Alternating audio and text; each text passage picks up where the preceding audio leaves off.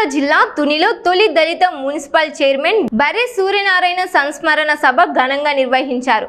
తుని పట్టణ అభివృద్ధితో పాటు దళిత వర్గాల అభ్యున్నతి, అంబేద్కర్ ఆశయాల సాధనకు ఆయన చేసిన సేవలను వక్తలు కొనియాడారు. తునిలోని అతిథి ఫంక్షన్ హాల్లో జరిగిన సభకు మాజీ మంత్రి, వైఎస్ఆర్సీపీ జిల్లా అధ్యక్షుడు దాడిశెట్టి రాజా హాజరై బర్రె సూర్యనారాయణ చిత్రపటానికి పూలమాల వేసి ఘనంగా నివాళులర్పించారు.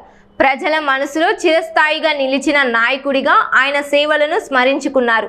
కార్యక్రమంలో అంబేద్కర్ ఇండియా మిషన్ రాష్ట్ర కార్యదర్శి కొల్లబతుల దిలీప్, వైఎస్ఆర్సీపీ రాష్ట్ర ఎస్సీ సెల్ కార్యదర్శి బోడపాటి సతీష్ పాల్గొన్నారు.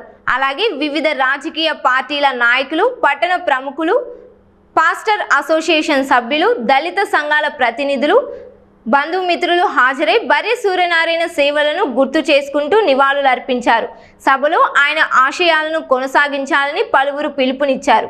సూర్యనారాయణ గారి గురించి, వారి యొక్క రాజకీయ ప్రస్థానము, కుటుంబ ప్రస్థానము మనము చూస్తున్నాం వీడియో ద్వారా.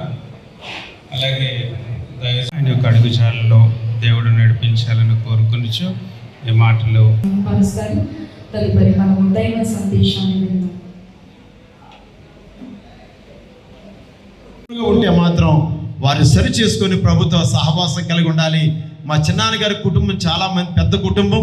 వారి కుమార్తెలు నారాయణ గారు దైవలోకానికి, దేవుడి దగ్గరికి చేరడం బాధాకరం.